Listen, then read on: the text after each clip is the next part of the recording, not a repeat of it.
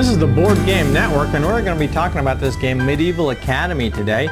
It was nominated for an Origins Award in the card game category, and they have not announced the winners yet, but this is one of the top 5 nominees. So it plays 2 to 5 players. It's 8 years and up for the players, and 30-minute average game. And the goal is to get the most chivalry points. You have a card here that shows you your phases for each turn. You're going to set the board up this way. You're going to put your counters. Each person gets their own color. And they're going to put their counters in the starting space on each of these boards. You want to set the boards up this way with these 7 boards. And you're going to shuffle and deal 5 cards. The first player is going to do that. Deal 5 cards to every player. So you're going to end up with 5 cards in your hand. And the first player is going to have this sword, Excalibur. So you're going to draft 1 card from the 5 you have and then pass the rest to the left. You want this sand timer to be on turn 1 at the beginning of the game. And that shows an arrow going clockwise, and that's your draft order. You pass to the left, you take cards from the right, and then you draw another card, and you pass to the left, and you keep doing that until you run out of cards, so you should have 5 cards in your hand at the end of drafting.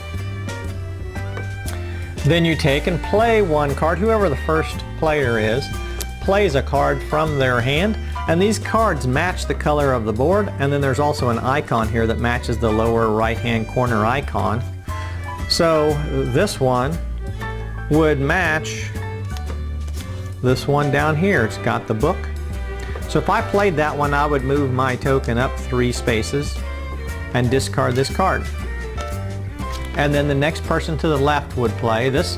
Only this rotation here on the turn scroll only affects the drafting, not the turn play.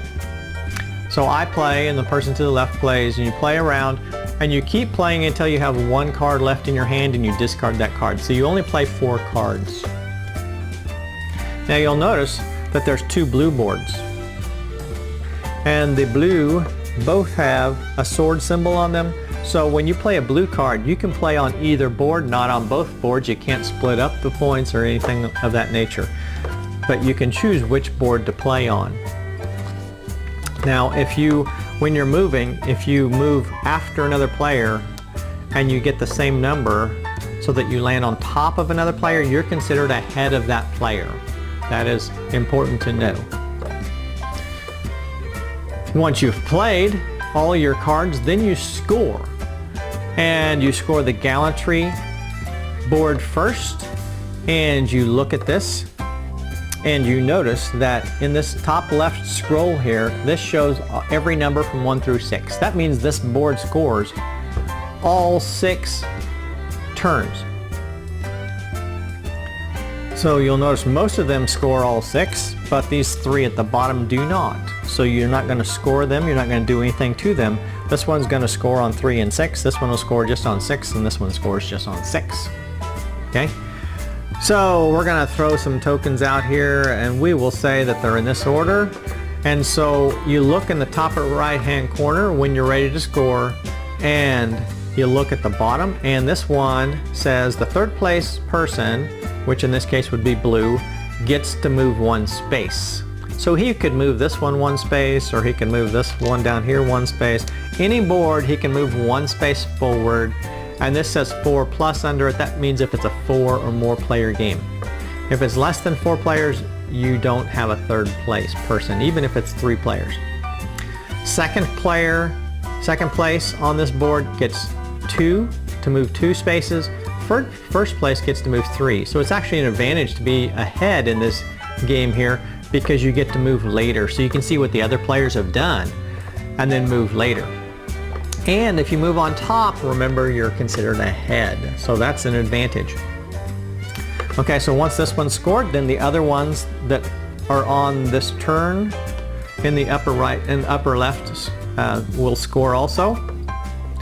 So if we have a green up here and a blue there, then these actually score chivalry tokens. So first place person gets 3, second place person gets 2, and third place, if you're 4 or more players, gets 1. Same thing with this one. And if you're ever in the starting space, you're considered in last place. You're not third, you're not fourth, you're in last. So you want to get off that space. The education and charity, these boards actually work in reverse order. They've got negative tokens, and the last place person gets -3. The next to last gets -1 on this one. The last place person on this one gets -10 and -5.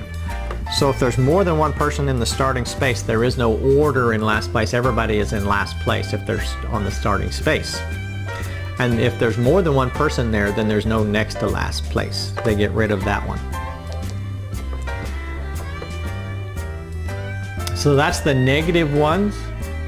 All the other ones give out positive. You'll notice that the dragon one, it only scores on turn 6, but it gets first place gets 17, second place gets 10, third place gets 4, as long as there's 4 or more players.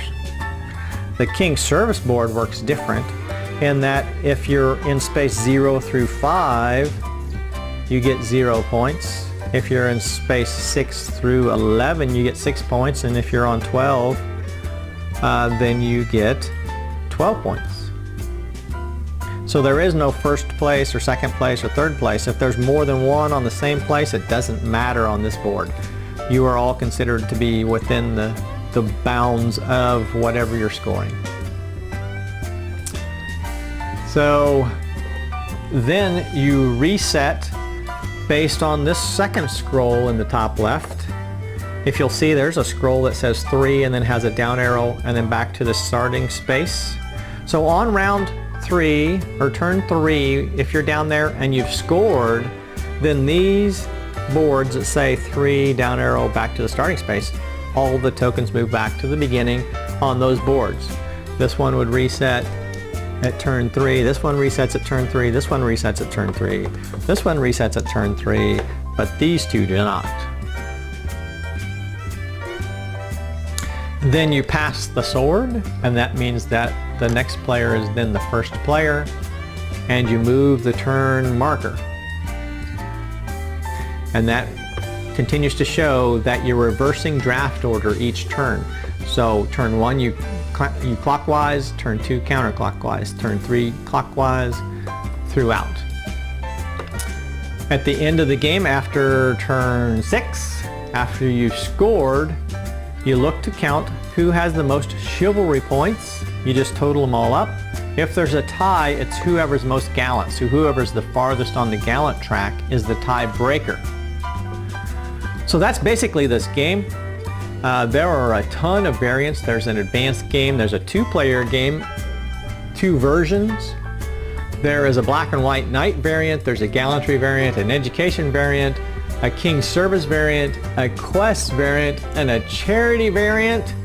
And I'm not going to talk about all those. This would be a 2-hour video if I talked about all of them. I showed you the basic game. This is once again Medieval Academy. Congratulations on the Origins Award nomination for this game and the designers. Make sure you check us out on all of our videos at the Board Game Network.